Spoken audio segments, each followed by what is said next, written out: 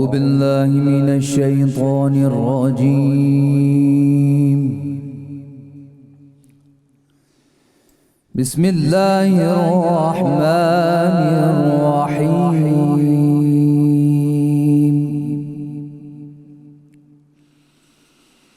يا أيها الذين آمنوا لا تقدموا بين يدي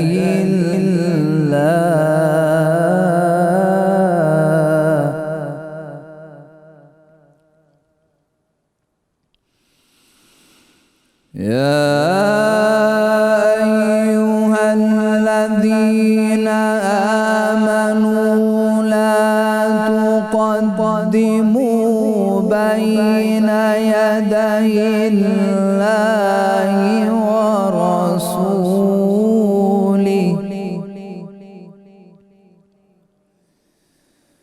واتقوا الله إن الله سميع عليم.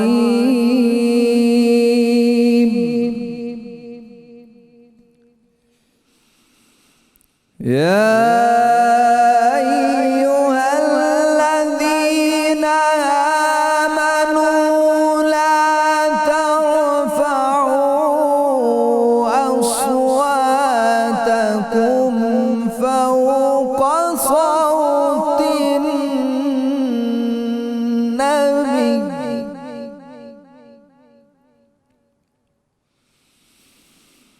ولا تجهروا له بالقول كجهر بعضكم لبعض أن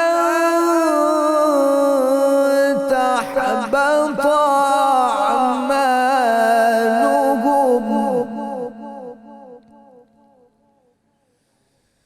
وأنتم لا تشعرون.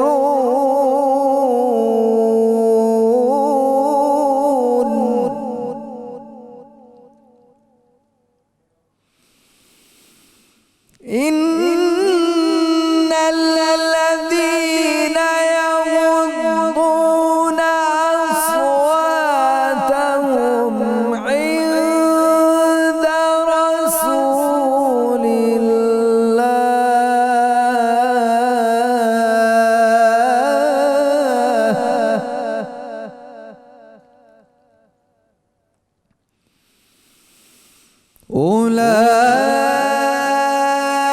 أولئك الذين امتحن الله قلوبهم للتقوى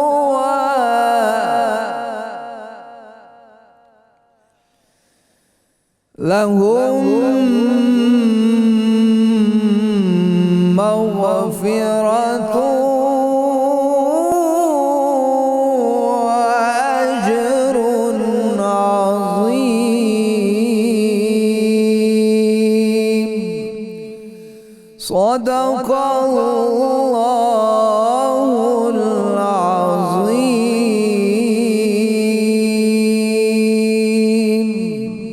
جزاک اللہ خیرہ جناب قاری محمد فرحان بخش صاحب. اعوذ باللہ من الشیطان الرجیم. بسم اللہ الرحمن الرحیم. ناظرین مکرم السلام علیکم. 92 نیوز چینل کی افطار ٹرانسمیشن رحمت رمضان میں آپ کا میزبان غلام معین الدین نظامی اپنے ساتھیوں سمیت حاضر خدمت ہے. ہمارا آج کا موضوع بہن بھائیوں کے حقوق اور ذمہ داریاں. ناظرین مکرم، اسلام نے سماج، معاشرے اور خاندان کی صحت مندی اور نشو و نما پر بہت زور دیا ہے. گھر اور خاندان اور کنبے کی باہمی مراسم اور تعلقات اور حقوق و فرائض کی ادائیگی پر جتنا زور اسلام نے دیا ہے، اس کی مثال اس سے پہلے کے مذاہب میں نہیں ملتی. اس کا مطلب یہ ہوا کہ اسلامی تعلیمات کے مطابق اگر گھر مستحکم ہے، خاندان مستحکم ہے، کنبہ مضبوط ہے اور باہمی تعلقات میں گرم جوشی ہے اور ایک دوسرے کے حقوق اور فرائض ادا کیے جا رہے ہیں تو وہ بہت مضبوط اکائی ہوگی، اور یہ ساری اکائیاں مضبوط ہو کر آخر کار پھر معاشرے کو بہت ہی صحت مند اور سربلند کر دیں گی۔ جیسے رسول اللہ صلی اللہ علیہ وآلہ وسلم نے ارشاد فرمایا کہ ہر مومن دوسرے مومن کے لیے ایسے کام دیتا ہے جیسے دیوار کی اینٹیں ایک دوسرے کو تقویت دیتی ہیں۔ اب مسئلہ ہے کہ حقوق کیا ہیں اور فرائض کیا ہیں، اور ہم ان کی ادائیگی میں کیا توازن رکھتے ہیں، عدل کرتے ہیں، مساوات رکھتے ہیں، یا ایسا تو نہیں ہے کہ اپنے حقوق ہم زیادہ چاہ رہے ہوتے ہیں اور فرائض جو ہمارے ذمے ہیں ان کی ادائی میں ہم کمی بیشی کرتے ہیں۔ بہر طور یہ بھی ذہن میں رکھنا چاہیے کہ اسلام کا ایک اصول یہ بھی ہے کہ الاقرب فالاقرب، کہ آپ نے سب سے قریبی جو رشتہ دار ہے اس کا خیال رکھنا ہے، اور پھر اس سے جو قریبی ہے، پھر اس سے جو قریبی ہے، پھر اس سے جو قریبی ہے۔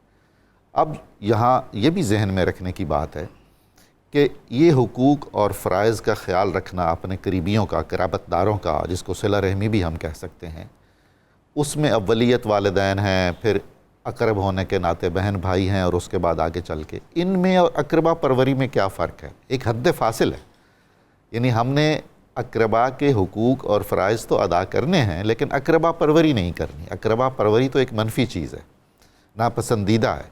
اس میں ہوتا یہ ہے کہ ہم اپنے قریبی رشتہ داروں کو آگے لانے کے لیے دوسروں کے حقوق کو تلف کرتے ہیں، انہیں نقصان پہنچاتے ہیں یا نقصان پہنچانے کا سبب بن جاتے ہیں۔ یہ بالکل حرام ہے، ایسا بالکل نہیں کرنا چاہیے۔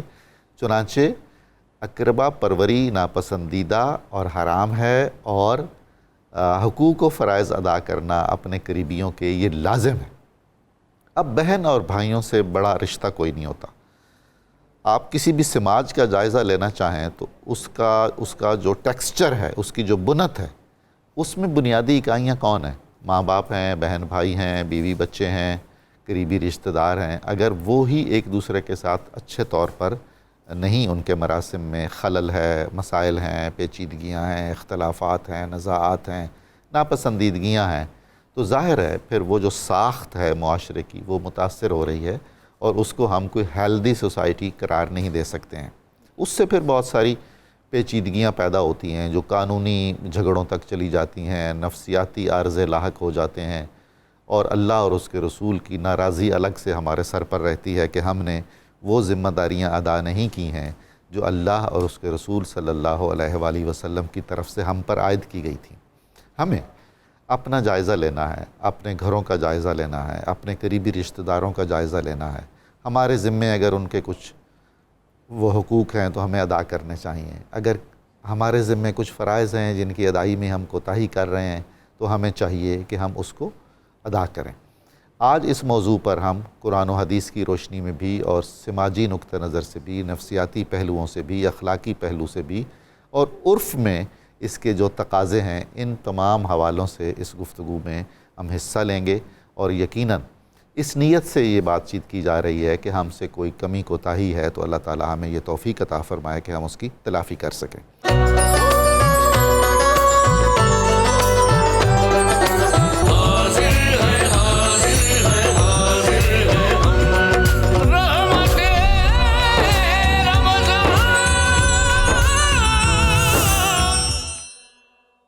ناظرین کرام، آج اس موضوع پر گفتگو کرنے کے لیے ہمارے ساتھ جو علماء اور دانشور تشریف فرما ہیں، میں ان کا تعارف کرواتا چلوں۔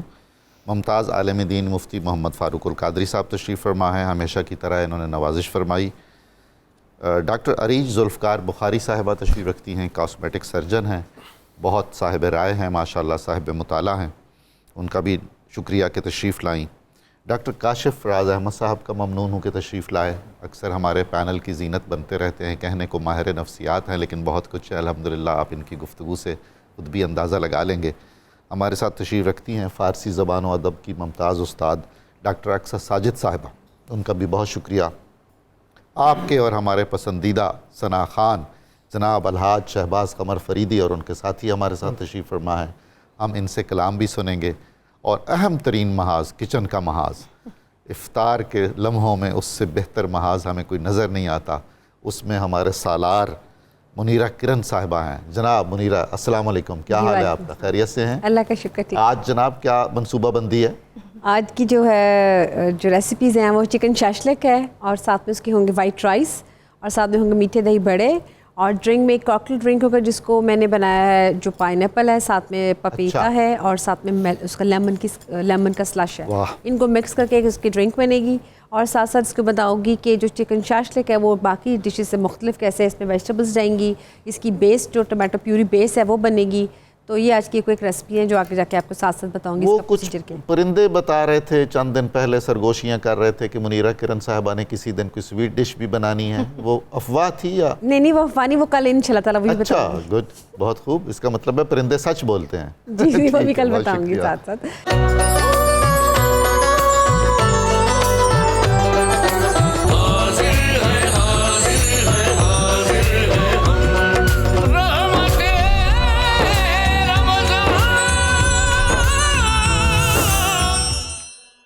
ٹو نیوز چینل کی افطار ٹرانسمیشن رحمت رمضان میں آپ کو دوبارہ خوش آمدید کہتا ہوں.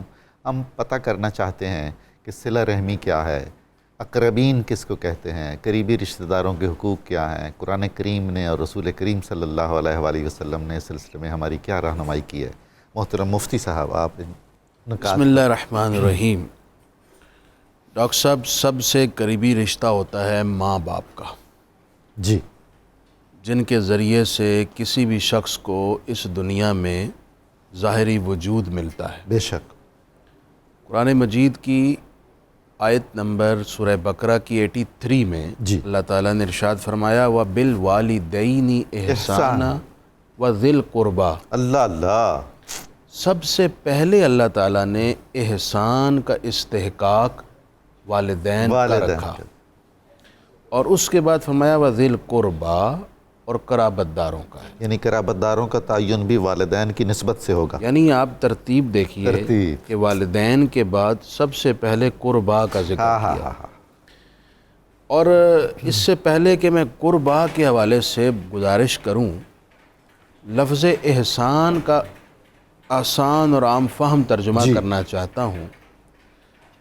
سلوک کا جو سب سے عمدہ طریقہ اور طرز ہے اس کو احسان. سبحان اللہ. مفتی صاحب کیا کہنا ہے؟ آپ کے کسی کے ساتھ پیش آنے کا، گفتگو کرنے کا، معاونت کرنے کا، آپ کی محبت اور شفقت کا، آپ کے احترام کا، اخلاص کا، ایثار کا، ہر اعتبار سے جو اعلیٰ ترین طریقہ سلوک ہے اس کو احسان کہتے ہیں.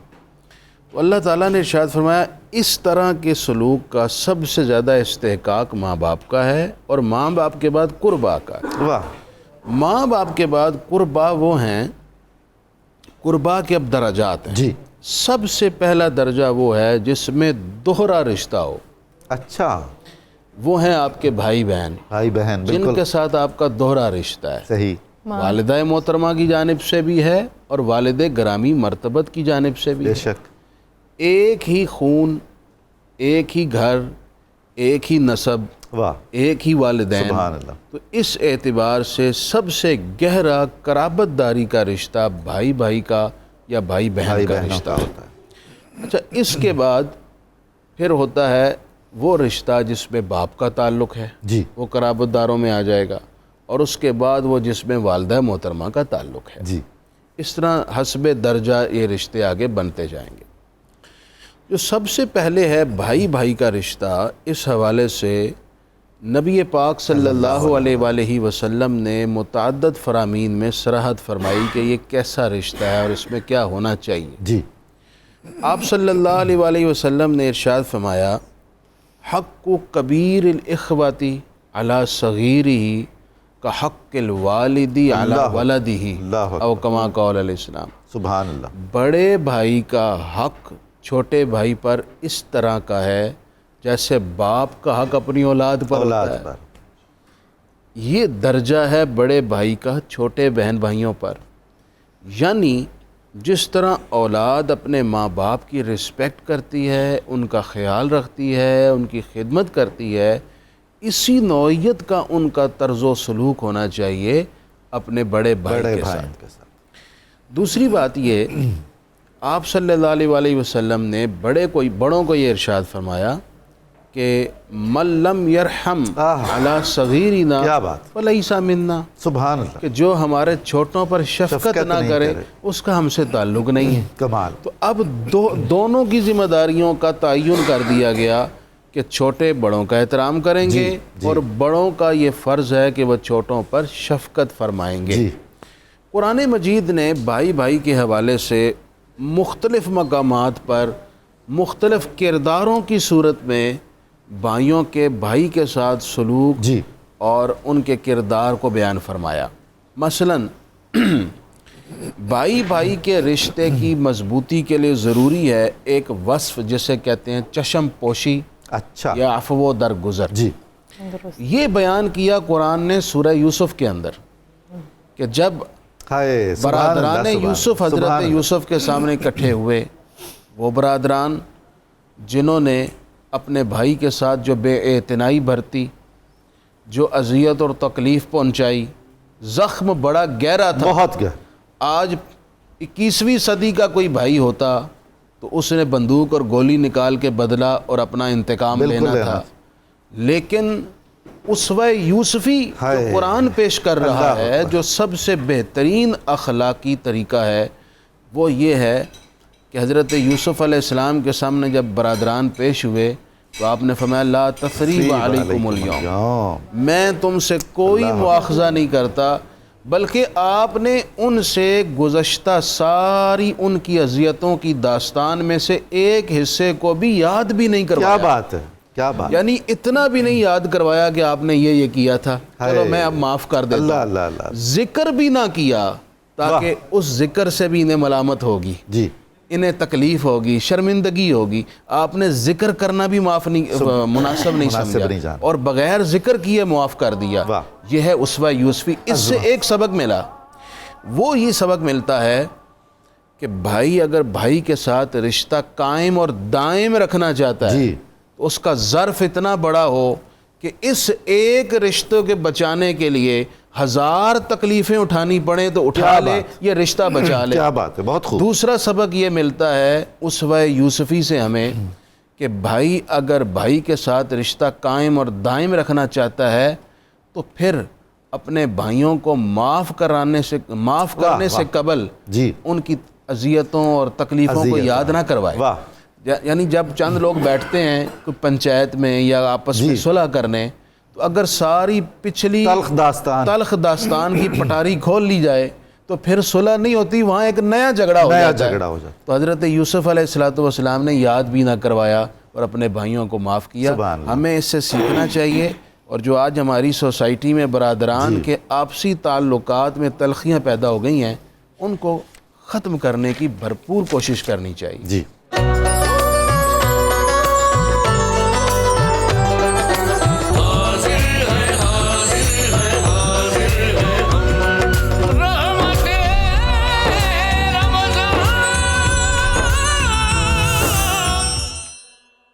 ڈاکٹر عریج، آپ کی طرف آتے، آپ ذرا روشنی ڈالیے گا کہ جس طرح مفتی صاحب نے بھی بیان کیا، اسوہ یوسفی کا بھی ذکر ہوا کہ کس طرح سے بھائیوں کے درمیان جو ہے وہ حسن سلوک ہونا چاہیے، اور والدین کے حوالے سے بھی احسان کا ذکر کیا۔ جب ہم ان سب چیزوں سے ہمارے معاشرے میں ہم دیکھتے ہیں کہ مسائل بھی بہت سارے ہمیں نظر آتے ہیں، جب ان چیزوں سے کوتاہی برتتے ہیں تو وہ کون کون سے مسائل ہیں سماجی اعتبار سے جو ہمیں نظر آتے ہیں معاشرے میں رونما ہوتے ہوئے جب ہم ان چیزوں سے اغماز برتتے ہیں؟ اچھا دیکھیں، میں کیونکہ ظاہر ہے کہ میں اس رشتے میں بھی ہوں کہ جہاں میں بھابھی بھی ہوں اور جہاں مطلب میری اپنی اولاد بھی ہے، میرے اپنے بہن بھائی بھی ہیں، جہاں خواتین کو جس چیز کے اوپر بہت زیادہ دھیان دینا چاہیے، دیکھیں ہمیں اپنے بہن بھائیوں کو تو ہم پھر بھی معاف کر دیتے ہیں، لیکن ہم اپنے شوہر کے بہن بھائیوں کو معاف نہیں کرتے ہیں، ٹھیک ہے؟ اور اچھا، شوہر جو ہیں وہ اپنی بیوی کے بہن بھائیوں کو کر دیتے ہیں معاف؟ وہاں پر بھی تھوڑی سختی میں نے دیکھی ہے کہ وہاں پر بھی میں نے عام طور پہ رویہ یہی دیکھا ہے کہ کچھ گھروں کے اندر ایسا ہوتا ہے۔ الحمدللہ میں دونوں طرف سے بلیسڈ ہوں کہ میرے شوہر بھی ایسے نہیں ہیں اور میرا بھی اپنے دیور اور نندوں کے ساتھ بہت اچھا تعلق ہے، اور مجھے لگتا ہے کہ میں جس گھر میں داخل ہوتی ہوں یا میرے شوہر ہوتے ہیں تو ہمیں پوری دنیا میں سب سے پرسکون اگر کوئی جگہ لگتی ہے تو اپنا گھر لگتا ہے، اس کی وجہ یہ ہوتی ہے کہ جب ان کے بہن بھائی آتے ہیں تو وہ اکثر لوگ یہ بھی جج نہیں کر پاتے کہ وہ میرے بہن بھائی ہیں یا ان کے بہن بھائی ہیں. ہونا بھی ایسا ہی چاہیے. تو جب اگر دیکھیں میں ان کی خوشی چاہتی ہوں تو ان کی خوشی کیسے ہو سکتی ہے کہ اگر میں ان کے بہن بھائیوں سے ان کو علیحدہ کر دوں؟ وہ کبھی بھی خوش نہیں ہو سکتے. دوسرا میں اپنی اولاد میں کیسے اس چیز کو آگے کہہ سکتی ہوں کہ آپ نے اپنے بہن بھائیوں کا خیال رکھنا ہے اگر میں ان کے باپ کو خیال نہیں رکھنے دے رہی ان کے بہن بھائیوں کا. یہ ممکن نہیں ہے کہ میرے بچے آگے سے آپس میں ایک دوسرے کا خیال کریں گے. تو معاشرہ ایسے ہی بنتا ہے. جو آپ چاہتے ہیں کہ سلوک آپ کے ساتھ کیا جائے وہی سلوک آپ دوسروں کے ساتھ رکھیں. دوسرا ہم ایک چیز کے اندر جہاں پر بہت زیادہ ہم زیادتی کر جاتے ہیں کہ ہم اگر ہمیں بھائی اچھا لگ رہا ہے لیکن ہم بھابھی کی غلطی معاف نہیں کریں گے. ہم اس کی دیکھیں ان کا گھر اگر آپ خراب کر رہے ہیں انہوں نے آپس میں ایک دوسرے کے ساتھ رہنا ہے. آپ نے چند لمحوں کے آپ مہمان ہیں اور اس کو اسی طرح سے رہیں. آپ اپنے تعلقات کو بہتر رکھیں یہاں تک کہ جو ہے نا آپ نے کچھ دیر کے لیے ملنا ہے.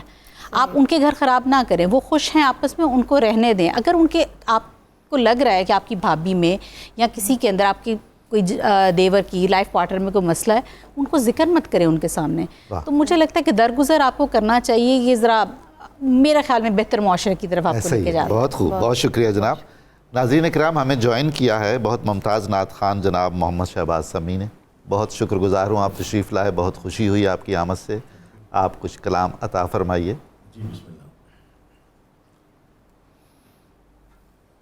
میں گدائے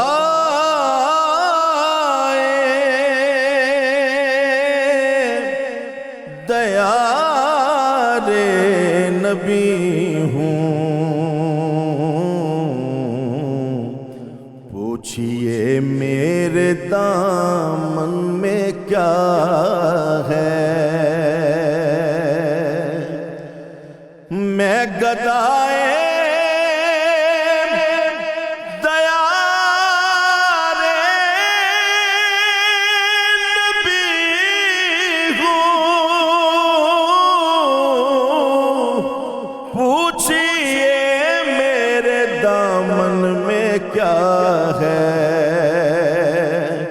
مجھ کو نسبت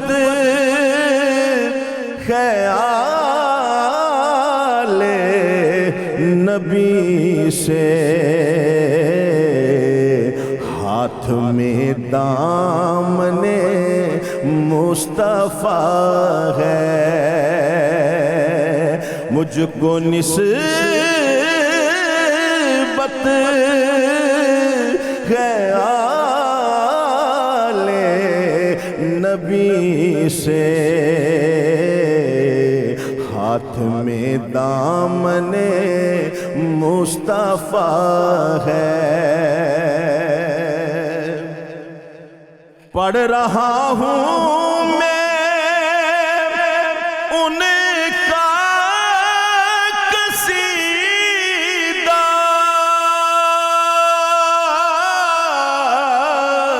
پڑھ رہا ہوں میں ان کا قصیدہ ہے ازل سے یہ میرا عقیدہ.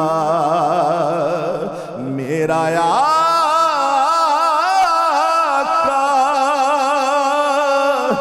مدینے کا والی خود میری نعت کو سن رہا ہے. خود میری نعت کو سن رہا ہے. اور مجھ کو اقرار ہے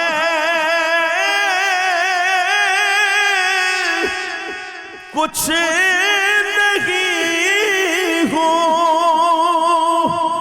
میرا سب کچھ میرے مصطفیٰ ہے. میرا سب کچھ میرے مصطفیٰ ہے.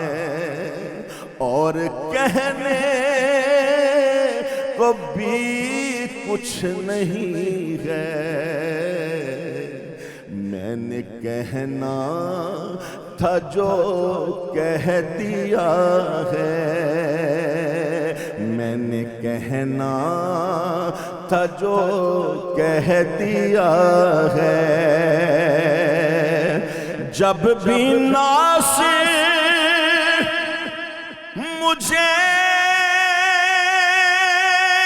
موت آئے، میری تربت پہ کتبہ لگانا، میری تربت پہ کتبہ لگانا، ہے ثنا خاں، ہے ثنا خاں، یہ خیر الورا کا پنجتن کا یہ ادنا گدا ہے، پنجتن کا یہ ادنا گدا ہے، مجھ کو نسبت ہے آل نبی سے، ہاتھ میں دامن مصطفیٰ ہے۔ شکریہ۔ ناظرین کرام، آپ نے دیکھا کہ محمد شہباز سمیع صاحب جو پولیس میں سب انسپیکٹر ہیں، اللہ نے انہیں کیسی صلاحیت عطا فرمائی ہے، ذوق کیسا دیا ہے، کیسی انہوں نے پر لطف اور پر ذوق نعت ہمیں سنائی ہے۔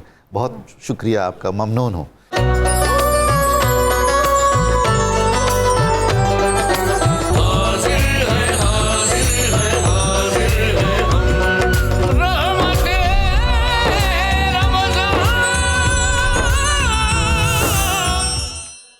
جناب ڈاکٹر صاحب، کاشف صاحب، یہ جو تالی تو دونوں ہاتھوں سے بجتی ہے نا حضور والا، اب بھائی ہوں بھائی بہنیں ہوں تو دونوں کے حقوق بھی ہیں اور فرائض بھی ہیں، دونوں کو دیکھنا بھی پڑے گا بہت کچھ۔ جی بالکل ٹھیک آپ نے کہا۔ پہلے تو مجھے سورہ القصص کی آیت نمبر 11 سے نکل لینے دیں، جس کا حوالہ ڈاکٹر قرۃ العین صاحبہ نے دیا۔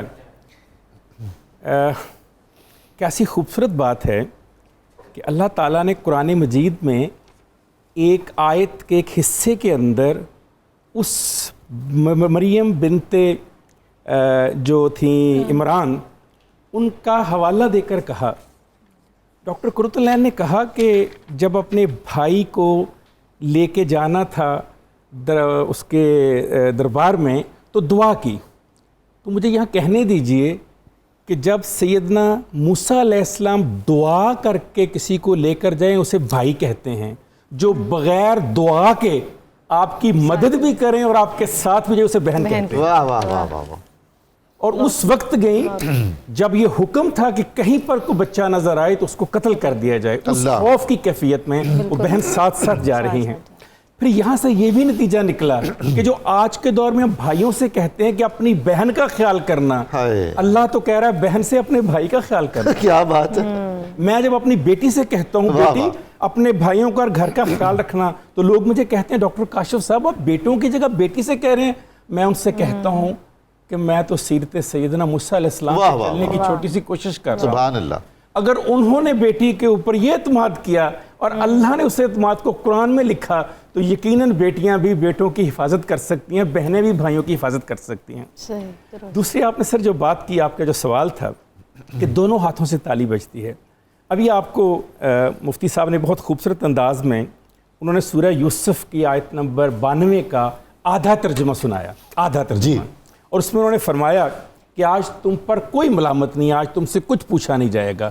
اگلا حصہ اس سے بھی خوبصورت ہے، کمال کی بات کر دی اگلے حصے میں، اس میں کہا اللہ تمہیں بخشے۔ اللہ اللہ، یہ جو آپ نے فرمایا کہ ایک نہیں ہم نے یہ دیکھنا ہی نہیں کہ تالی دوسرے ہاتھ میں کیا، ہم نے دیکھنا ہے میں کیا دے رہا ہوں۔ کیا بات بھائی، ابھی مفتی صاحب نے کہا بیسٹ پریکٹسز، ہم آج کل اس کو یونائٹڈ نیشن کی زبان میں جو انہوں نے کہا نا سلوک اعلیٰ ترین درجہ، اسے ہم کہتے ہیں کائنات کی بیسٹ پریکٹسز کیا ہیں۔ کائنات کی بیسٹ پریکٹس جو تھی اقربا کے حوالے سے، اس میں یہ تو دیکھنا ہی نہیں کہ میرا بھائی اور بہن میرے لیے کیا کر رہا ہے، دیکھنا ہے میں اپنے بھائی اور بہن کے لیے کیا کر رہا ہوں۔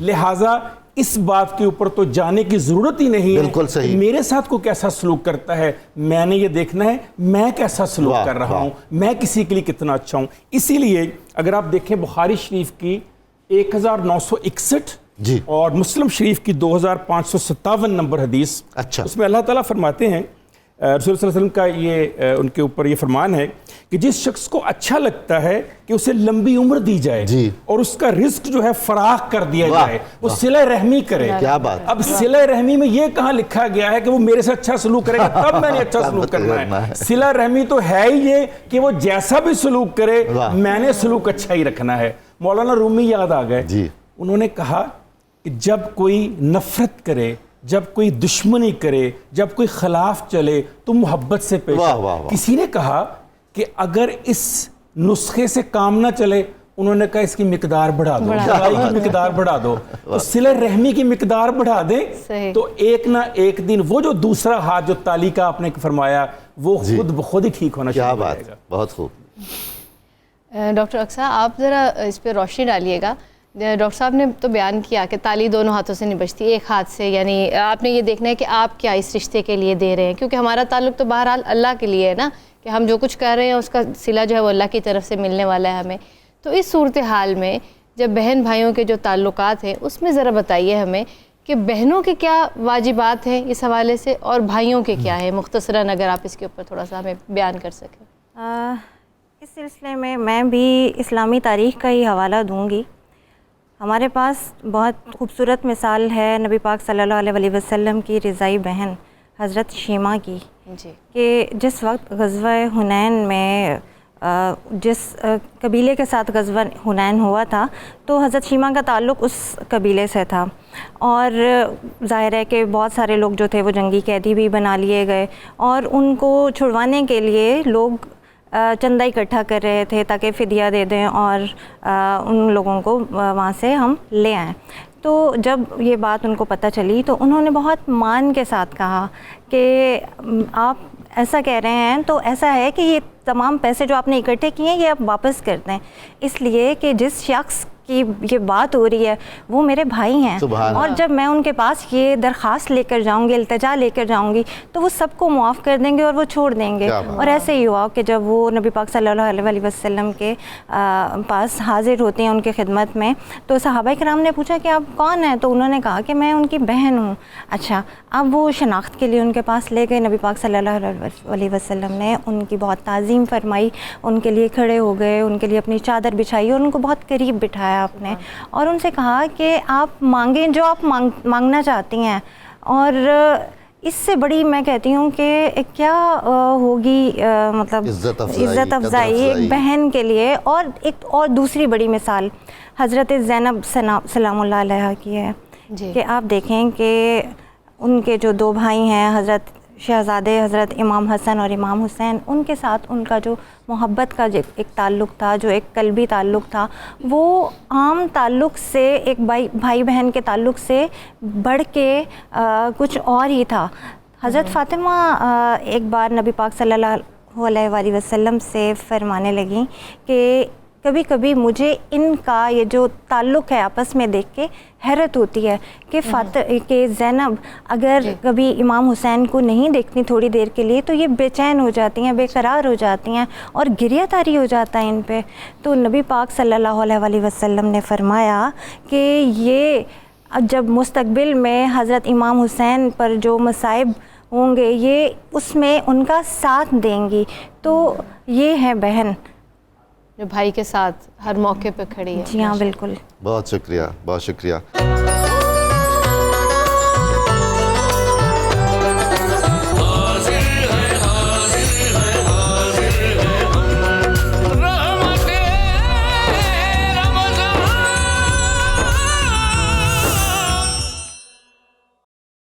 حضرت مفتی صاحب, ہم معاشرے میں دیکھتے ہیں کہ آئے روز بہن بھائیوں میں جھگڑے بہت بڑھ رہے ہیں.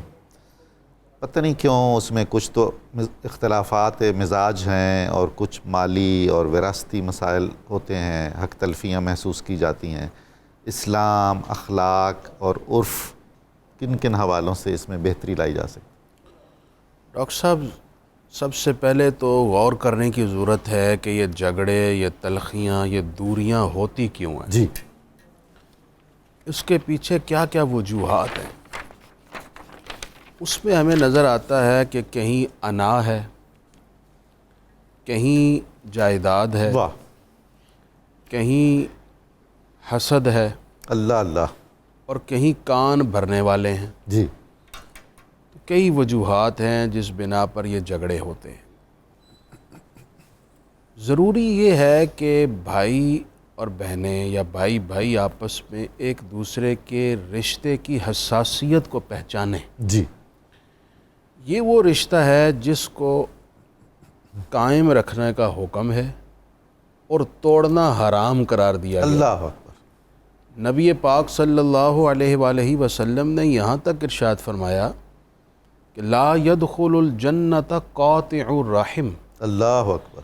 وہ شخص جس نے رحم کے رشتے کو قطع کر دیا، یعنی آسان لفظوں میں کہہ لیں کہ بھائی نے بھائی سے رشتہ توڑ لیا، او ہو، بہن سے رشتہ توڑ لیا، تو یہ لوگ جنت کی خوشبو بھی نہیں سونگھ سکیں۔ اللہ اکبر، اللہ اکبر۔ حالانکہ جنت کی خوشبو 500 سال کی مسافت سے آ رہی ہے۔ آ رہی ہوگی، کس قدر اظہار ناراضگی فرمایا گیا ہے۔ بے شک۔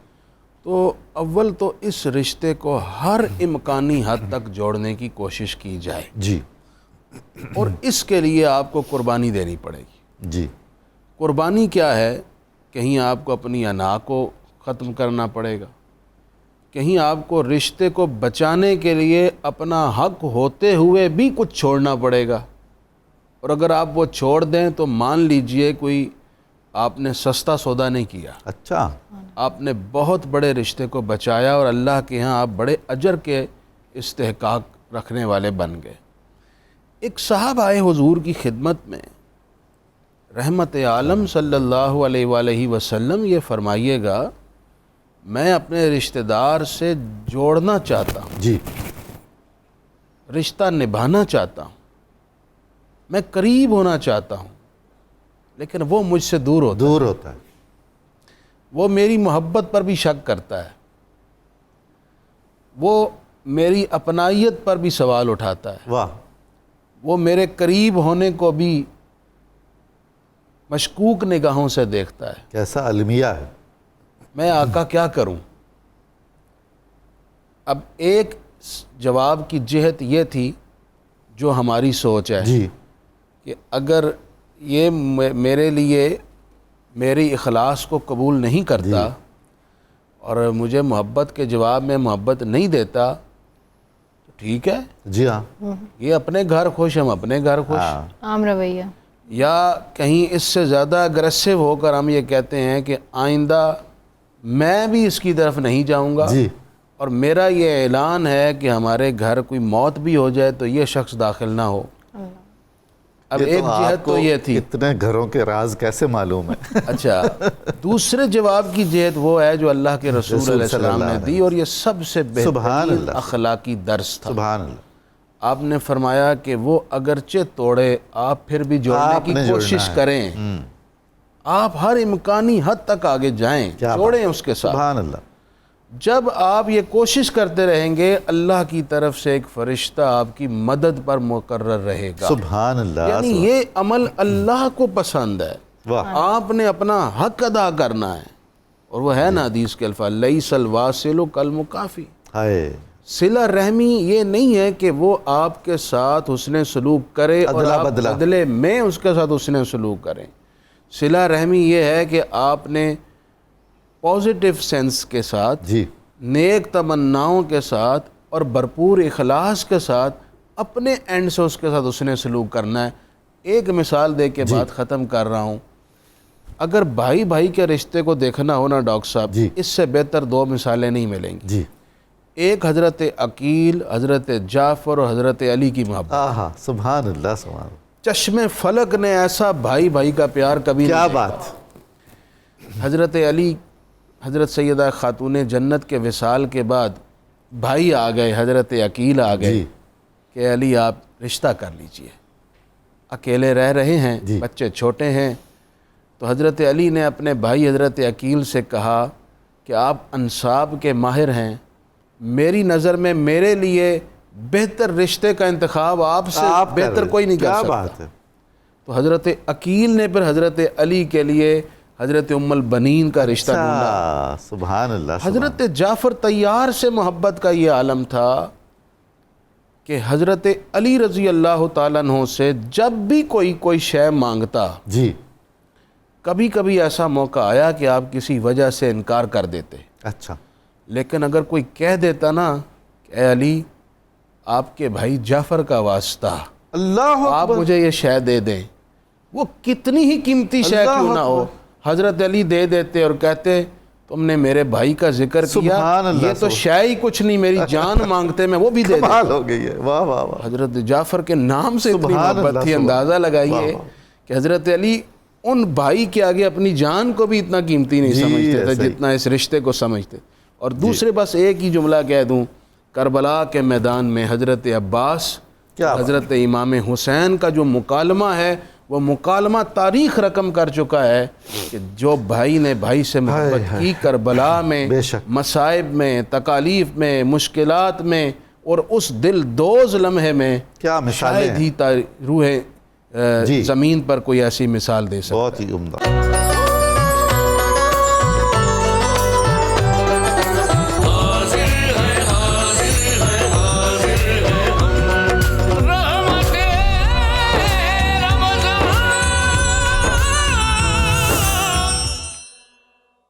جی ڈاکٹر عریج، ذرا بتائیے گا ہمیں، ابھی جیسا مفتی صاحب نے دونوں طرح سے ہمارے سامنے ذکر کیا کہ ایسے افراد بھی ہیں جن کے اندر یہ صلاحیت یا یہ خاصیت نہیں اتنی پائی جاتی کہ وہ صلہ رحمی کریں، اور ایک وہ بھی ہیں جو صلہ رحمی میں بہت آگے اگلے درجے کو پہنچتے ہیں. تو ایک معاشرے کے اندر رہتے ہوئے اگر ہم یہ دو گھروں کا جائزہ لیں، ایک گھر جس کے اندر بہن بھائیوں کے اندر بہت اخوت پائی جاتی ہے اور ایک گھر جس میں وہ نہیں ہے، تو دونوں گھروں کے اندر کیا ایسے نفسیاتی مسائل ہمیں نظر آتے ہیں جس گھر کے اندر یہ چیزیں ہمیں موجود نہیں نظر آتی؟ دیکھیں کوئی ذاتی تجربے سے بھی ذرا ہمیں بالکل. سب سے پہلے تو میں ان گھروں کا ذکر کروں گی جہاں پر آپ کو ایسی محبت اور اتفاق نہیں ملتا. وہاں پر سب سے زیادہ آپ کو بے سکونی ملے گی. وہاں پر ممکن ہی نہیں ہے کہ سکون ہو. اور یہ وہ چیز ہے جو نسل در نسل چل رہی ہے، اور وہ بیج جو آپ کے بڑوں نے بوئے تھے کہ جی آپ کی پھوپھیوں سے نفرت میں اور آپ کے چچاؤں سے نفرت میں، وہ اب آگے اولادوں میں آپ کے آگے. بالکل ایسا. ٹھیک ہے. اور وہ مائیں ترس رہی ہوتی ہیں کہ ہمارے بچوں میں اتفاق ہو، ہمارے بچوں میں محبت ہو، یا جن بھائیوں نے بہنوں کے حق مارے ہوئے ہیں وہاں پر آگے وہی سلسلے چلتے چلے جاتے ہیں، کیونکہ وہ اب آپ کی روایت میں شامل ہو گیا ہے، آپ نے مثال بنا دی. اسی طرح اگر آپ ان گھروں میں دیکھیں، اگر میں اپنی والدہ کو دیکھتی ہوں، میں نے ساری زندگی ان کو دیکھا کہ ان کا اپنے بہن بھائیوں کے ساتھ بہت بہترین سلوک رہا. میرے ایک ہی ماموں ہیں، ان کا ان کی 3-4 بہنیں تھیں، اور سب کے ساتھ میں کہتی ہوں میں نے ایسا سلوک ہم سوچ بھی نہیں سکتے جس طرح کا ہم نے ان کا دیکھا اپنی تمام بہنوں کے لیے. مطلب اپنے گھر کو بھی انہوں نے بیلنس رکھا، اپنی بہنوں کے ساتھ رشتوں کو بھی بیلنس رکھا، اور وہ بہترین مثال ہمارے سامنے تھی. پھر میری والدہ کا میرے چچاؤں اور پھوپھیوں کے ساتھ جو سلوک تھا وہ میرے لیے مثال بنا. اور آگے میں نے اپنی زندگی کے اندر جب میں شادی ہو کر آئی تو میرے ساس اور سسر دونوں انتقال کر چکے ہوئے تھے، اور میرے ماشاءاللہ آگے 7 دیور اور نندے تھی. اور ماشاءاللہ میں بڑی تھی سب سے، اور میں نے ان کا خیال کیا، اور آج اس بات کو تقریباً 12-13 سال ہو گئے. آپ یقین کریں کہ مجھے یقین ہے کہ میری اولاد بھی بہت فرما بردار ہوگی، لیکن جو وہ بچے میرے فرما بردار ہیں، اور میں نے کسی لالچ میں نہیں، میرا خدا گواہ ہے، میں نے کسی بدلے کسی لالچ میں نہیں کیا تھا، یا مجھے کوئی صلہ ان سے نہیں چاہیے تھا. اور ہم میاں بیوی نے جب اس چیز کے اوپر ہم تھے بھی، تو ہم نے یہ چیز کو اپنے ذہن کے اندر رکھا ہوا تھا کہ اگر ان کی طرف سے کوئی رویے میں تلخی کبھی آئی بھی تو ہم نے صلہ ان سے نہیں لینا. وہ اللہ کی ذات کے لیے، اور ہم اسی سے اس کا صلہ لیں گے. اور ظاہر ہے کہ اس چیز کا مجھے یہ یقین ہے کہ آگے میری اولاد دیکھ رہی ہے، وہ اسی چیز کو لے کر آگے چلے گی. میرے بچوں میں ابھی بھی میری ایک بیٹی ہے، میرے 2 بیٹے ہیں، اور میری بیٹی سب کی رانی ہے، کیونکہ انہوں نے ہمیشہ یہ دیکھا ہے کہ ان کی پھوپھیاں ان کے باپ کے لیے رانی کی حیثیت رکھتی ہیں، میرے لیے رکھتی ہیں. تو وہ ظاہر ہے میری بیٹی بھی اسی طرح ہے. آپ کی گفتگو سے یہ جو پھوپھی کا آپ نے ایک ذکر کیا، یہ رشتہ تو اب ایسا جس کے اوپر بہت زیادہ ہمارے معاشرے میں دیکھیں میمز بننا شروع ہو گئی ہے، تنقید ہونا شروع ہو گئی ہے. تو اس کی کیا وجوہات ہیں اور اس کو کیسے دور کیا جا سکتا ہے؟ یہ مجھے یہی لگتا ہے کہ یہاں میں تھوڑا سا ذرا عورت کے کردار کو میں معذرت کے ساتھ یہاں پر تنقید کروں گی کہ جب مائیں اپنے نفرتیں ڈالنا شروع کرتی ہیں بچوں میں، تو پھر وہ چیزیں پھر اس طرح کے آپ کہہ لیں میمز کی صورت یا پھر نفرتوں کی صورت کرتی ہیں. تو یہ چیز مت بھولیں کہ وہی چیز آپ کے آگے بھی آئے گی. بالکل ایسے ہی. ڈاکٹر کاشف صاحب، بڑا بھائی تو باپ کے قائم مقام ہے، دوسرے بھائی بھی ذمہ دار ہیں، یہ بھائی بہنوں کو کیسے فیسیلیٹیٹ کر سکتے ہیں، بلکہ کرنا چاہیے؟ جی بالکل 100% کرنا چاہیے، جوڑنا چاہیے، ان کی مدد کرنی چاہیے، ان کی جاب میں، ان کی زندگی میں، ان کے کانفیڈنس میں، ان کو آگے بڑھانے میں، ان کا نام پیدا کرنے میں، ناموری میں، ہر جگہ بھائی کا کام. دیکھیں بھائی کہتے کس کو ہیں، لفظ کتنا خوبصورت ہے، بے شک، اور بہن لفظ کتنا خوبصورت ہے. جو ہی آپ ادا کرتے ہیں تو آپ کے اندر سرشار ہو جاتا ہے، ٹھنڈک سی محسوس ہوتی ہے. بہنیں جہاں پر بھی ہوتی ہیں، میں نے تو دیکھا ہے، ہم تو گاؤں کی ایک رہتل کے رہنے والے لوگ ہیں، ہمارے ہاں بھائی جو ہیں ذرا سخت رویہ رکھتے ہیں، بہنوں کے ساتھ اس طرح سے اٹھتے بیٹھتے گفتگو نہیں کرتے، اس طرح سے محبت شفقت سے پیش نہیں آتے، مردانہ سائڈ پہ رہتے ہیں. جی. لیکن وہ بہنیں جو کئی ہفتے بھائی کو دیکھ نہیں پاتی، وہ بھی دعا گو رہتی ہیں اور ہر وقت اپنے بھائی کا ہی نام جپتی ہیں، ہر ایک کے سامنے اس کا ذکر کرتی ہیں، اور اپنے بھائی کو دنیا کا سب سے بڑا ہیرو مانتی ہیں، سب سے خوبصورت انسان مانتی ہیں، سب سے اعلیٰ انسان مانتی ہیں، اور اسے ہر وقت یہ اعتماد ہوتا ہے یہ جس طرح بھی کر رہا ہے، لیکن جب میری مدد مجھے چاہیے ہوگی یہ مجھ سے پہلے وہاں پر کھڑا ہوگا. اور پھر ایسا ہوتا بھی ہم نے دیکھا ہے. تو آپ نے جیسے فرمایا کہ وہ والد جو اپنی بیٹیوں کی قدر کرتے ہیں، ان کے بیٹے سیکھ جاتے ہیں کیسے ہم نے اپنی بہنوں کی قدر کرنی ہے. یہ اصل میں ٹرکل ڈاؤن ایفیکٹ ہوتا ہے، بڑوں سے، دادا دادی سے، نانا نانی سے سیکھنے کا عمل شروع ہوتا ہے. لہٰذا گھروں میں اگر آپ نے ٹرکل ڈاؤن کرنا ہے تو پہلے اوپر سے اس کو ٹھیک کرنا پڑے گا خود بخود. پھر یہ جو مقابلہ بازی کا ایک رجحان کر دیتے ہیں ہم، بھائی بھائی کے درمیان، بہن بھائی کے درمیان، وہ تمہارا بھائی ڈاکٹر بن گیا، تمہارا بھائی انجینئر بن گیا، یہ والدین ایک تقسیم پیدا کر رہے ہوتے ہیں. دیکھیے ہر بچے کے بہت ہی ناسمجھی کی بات ہے. ایک انڈیویجول ڈیفرنسز ہیں، انفرادی اختلافات ہیں. ہر بھائی ہر بہن اپنی زندگی، اپنی عادات، اپنا شوق، اپنا فلسفہ زندگی لے کر آیا ہے. تو آپ جب مقابلہ کرتے ہیں تو بعض اوقات یہ مقابلہ بچوں کے ذہن پر اتنا پختہ ہو جاتا ہے کہ زندگی بھر ان کا پیچھا نہیں چھوڑتا. اسی وجہ سے پھر بعض اوقات بھائی سمجھتے ہیں کہ اس نے تو شادی کر کے دوسرے گھر چلے جانا ہے تو اس کو آگے نہیں جانا چاہیے. اچھا اس کی اولاد کو بھی کہتے ہیں کیونکہ یہ دوسرے کی نسل ہے جو کہ کسی کے ساتھ بیاہی تھی.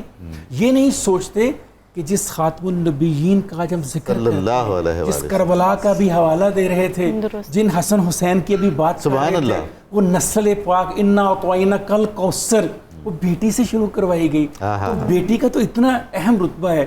پھر ابھی رشتوں کی بات کر رہے تھے مفتی صاحب، انہوں نے کہا کہ بھائیوں کے حوالے سے، تو میں کہتا ہوں اس بہن کا رشتہ بھی دیکھیں کربلا میں، زینب بی بی سلام اللہ علیہا کا رشتہ بھی تو دیکھیں. اس طرح سے اپنے بھائی اور اپنے نانا کے دین کو لے کر جس طرح کی گفتگو فرما دی یزید کے ہاں، شاعری کائنات میں کوئی اس کی مثال مل سکے اس اعتماد کے ساتھ. اور ایسا تعارف کروایا اپنے نانا کا اور اپنے بھائی کا کہ کائنات میں جب جب بہن اپنے بھائی کا تعارف کرانے جائے گی اس کو یاد آئے گا کہ بی سلام اللہ علیہ نے کیا کہا تھا اپنے بھائی کو اور اپنے نانا. سبحان اللہ. ڈاکٹر اقصیٰ آپ ذرا فرمائیے گا کہ یہ جس طرح ابھی ڈاکٹر صاحب نے بھی ذکر کیا نا کہ تفاوت پیدا ہو جاتا ہے، کوئی بھائی آگے نکل جاتا ہے، کوئی بھائی پیچھے رہ جاتا ہے، تو اس صورتحال میں جو ان کے اندر ایک جذباتی اثرات پیدا ہوتے ہیں تو اس کو حل کرنے کی کیا صورت ہو سکتی ہے؟ کیونکہ زندگی کے دور میں سب ایک برابر تو نہیں چل رہے ہوتے نا. جی ہاں، اس میں یہ ہے کہ سب سے پہلے تو والدین کو اس برابری کا سلوک کرنا چاہیے، مساوات کا سلوک کرنا چاہیے، اور انڈیویجولی ہر بچہ جو ہے اس کو اٹینشن چاہیے ہوتی ہے. یعنی اس کو انفرادی طور پر ہر بچے کو توجہ دینی چاہیے، پیار اور محبت دینی چاہیے، اور اس کو خود اعتمادی دینی چاہیے، اور اس کو یہ باور کروانا چاہیے کہ ہر بچہ جو ہے اس کے اندر ڈیفرنٹ کیلیبر ہوتا ہے نا، مطلب اللہ تعالیٰ نے ہر ایک کے اندر مختلف صلاحیتیں رکھی ہیں. اور تقسیم والا جو ہے معاملہ وہ بچوں کے ذہنوں میں یوں نہیں ڈالنا چاہیے کہ جی آپ پیچھے رہ گئے ہیں اور وہ آگے نکل گیا ہے، اور اس طرح سے بچوں کے اندر ایک حسد پیدا ہوتا ہے، حسد والا جذبہ جو پیدا ہوتا ہے، رقابت والا جذبہ پیدا ہوتا ہے. اچھا ایک ہیلدی کمپٹیشن جو ہوتا ہے نا وہ تو سراہا جاتا ہے، وہ تو بہت اچھا ہے. اور لیکن بچوں کے اندر یہ اس طرح سے نگیٹیوٹی پیدا ہوتی ہے جو کہ پھر الٹیمیٹلی انتشار کی طرف اور بگاڑ کی طرف لے جاتی ہے. یہ سب چیزیں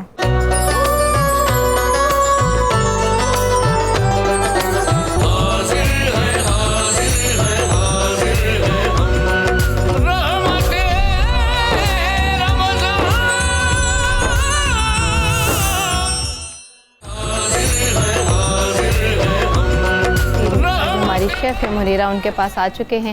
ہم پوچھتے ہیں ان سے کہ ہماری کھانے جو ہیں وہ تیار ہو گئے ہیں یا نہیں, کہاں تک پہنچے ہیں. جی بالکل ریڈی ہو گئے ہیں. جو چکن شاشلک تھا اس کی تھوڑی سی ڈفرینٹ ہے کہ اس کی بھی ہم نے پیوری اور اس کی گریوی بنائی تھی, جو کہ گریوی باقی گریوی سے مختلف ہے, اور اس کو میں نے مکس ابھی کی ہے ابھی آپ کے سامنے. اور اس میں جو ویجیٹیبلس تھی اس کو میں نے اسٹر فرائی کیا ہے, ہلکے بہت تیز آنچ میں اس کو میں نے ہلکا سا فرائی کر کے اس کے اوپر اس کو گارنش کے طور پہ کر دی ہے.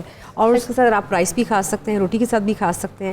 چکن جیل فریزی اور چکن شاشلے کے تھوڑا سا ملتے جلتے ہیں, لیکن اس میں تھوڑی سی شوگر اور کیچپ ایڈ ہوتی ہے, اور اس میں جو جیل فریز اس میں پانی ایڈ ہوتا ہے, اور ساتھ میں پائن ایپل. اس میں نے یہ بھی دیکھا کہ سیخ کے اوپر بھی اس کو لگایا جاتا ہے, وہ جی بھی بالکل شاشلے کی ایک شکل ہے. وہ بھی شاشلے کی شکل ہے. اگر آپ اس کو اب میں جیسے میں نے پہلے اس کو ڈرائی رکھا ہوا تھا, تو اگر آپ اس کو اسکیورس کے اوپر پرو کے رکھ لیں, یہ ساری ویجیٹیبل جو ڈائٹ کے اوپر ہیں, جو چاہتے ہیں کہ ہم اس کو گریوی کے ساتھ نہیں کھانا چاہتے, وہ اس کو ایز اٹ از بھی کر سکتے ہیں. میں نے اس کی ٹمیٹو پیوری بیس بنائی ہے تاکہ آپ اس کو کھانے کے ساتھ کھائیں, رائس کے ساتھ کھائیں.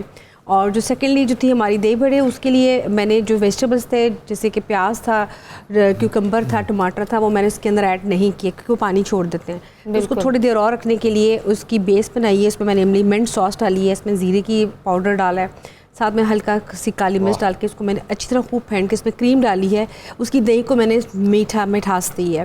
دہی میں آپ نے چینی بھی ڈالی؟ نہیں, کریم ڈالی ہے. ٹھیک ہے. اور پھر اس میں نے مٹھاس دے کے پھر اس کے اندر میں نے اس کی چیزیں ایڈ کی. آپ اس میں چنا بھی ایڈ کر سکتے ہیں, آپ اس میں بڑے بھی خالی ایڈ کر سکتے ہیں, اس کے اوپر میوے کی بھی گارنش کر سکتے ہیں. اور پھر میں نے اس کے اوپر جو مکس کر کے میں نے اس کے باقی جو ویجیٹیبل علیحدہ سے رکھے ہیں. املی کی جو چٹنی اگر ڈالنی ہو تو وہ بھی اینڈ پہ ڈالی جائے, وہ اس کے اوپر ڈالنی ہے, وہ دہی میں شامل نہیں کر سکتے؟ شامل نہیں کرنی, نہیں, کیونکہ وہ وائٹ کلر کی جو دہی ہوگی اس سے اس کا ٹیسٹ وہ سارا خراب ہو جائے گا. تو عام طور پہ آپ گول گپے کھاتے ہیں, دہی بڑے کھاتے ہیں, جتنے بھی اسٹریٹ فوڈس کھاتے ہیں, اس کو وہ چیزیں آپ کو ساتھ دی جاتی ہیں. اگر آپ بیچ میں مکس کر دیں گے نا تو وہ اس کا ٹیسٹ وہ خراب سا ہو جائے گا. تو جب بھی کوشش کریں آپ اپنے گھر میں بھی افطاری لگائیں, تو چنا چاٹ ہو, چاہے فروٹ چاٹ ہو, چاہے دہی بڑے, ان سب کی جو چیزیں ہیں وہ آپ نے ساتھ علیحدہ سے رکھنی ہے, آپ نے مکس نہیں کرنی ہے. اگر مکس کریں گے تو ڈرنک کے بارے میں بتا دیجیے. ڈرنک میں نے مینگو کا تھوڑا سا سیرپ ایڈ کیا, ساتھ میں پپایا کا تھوڑا سا اس کو میں نے سیرپ مکس کر کے بنایا, اور ساتھ میں لیمن اور جو تھا اس کی کالی مرچ, اس کی لہر سے میں نے جوس نکال کے ان کو اکٹھا کاکٹیل سا بنا دیا. کیونکہ آپ کا دل کرتا ہے کہ تھوڑی سی ویریشنز ہو, تو اس میں آپ جوسز بچے پسند کرتے ہیں, تو آپ اس کو اس طرح سے کوئی سا بھی فروٹ لے کے آپ اس کو سلاش کی طرح مکس کر کے آپ اس میں مکس کر کے بنا سکتے ہیں. چلیں جی, زبردست. افطار کا وقت قریب ہے, انشاءاللہ لطف اندوز ہوں گے آپ کی ساری کوکنگ سے. جی نظامی صاحب. بہت شکریہ جناب. شہباز قمر فریدی صاحب کو ہماری تسکین ذوق کا انتظام فرمائیے. آج کیونکہ موضوع ماں کا بھائی کا تھا, تو اس حوالے سے, اور عارف کھڑی میاں محمد بخش صاحب رحمۃ اللہ علیہ فرماتے ہیں,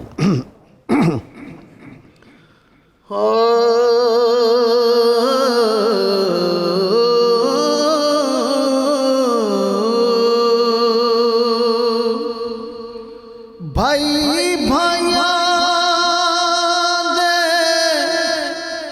دے درد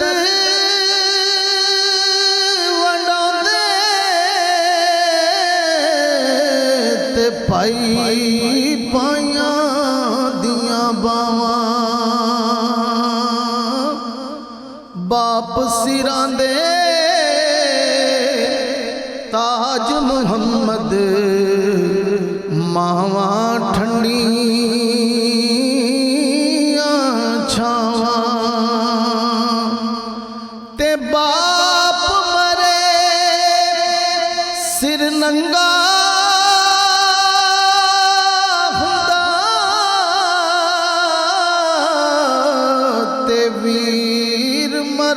کنڈ خالی ماما باج محمد بخشا تے کون کرے رکھوالی اچیاں لمیاں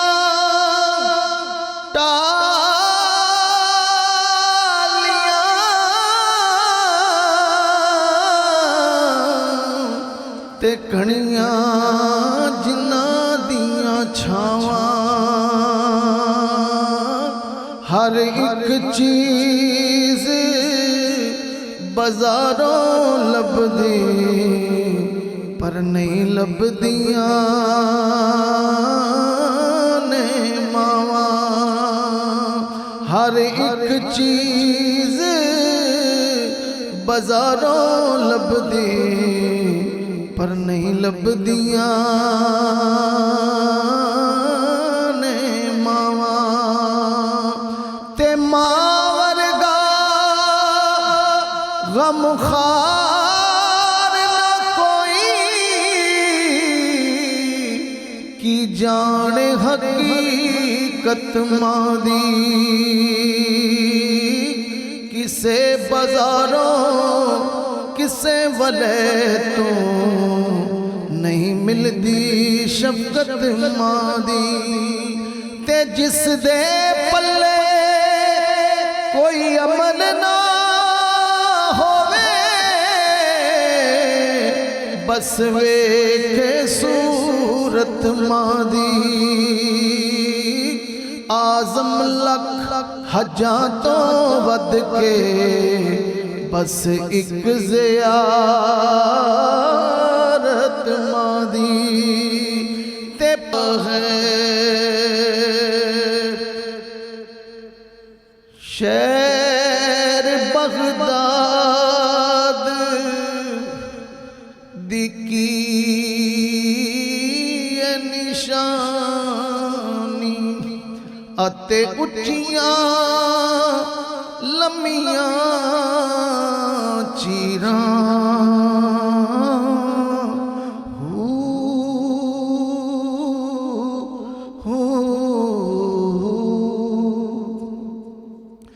تن من میرا پرزے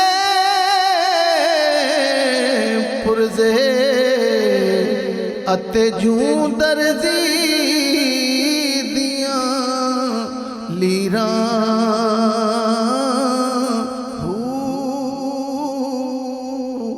نالی رادی گل کفنی پاکے تے میں رلساں سنگ فقیراں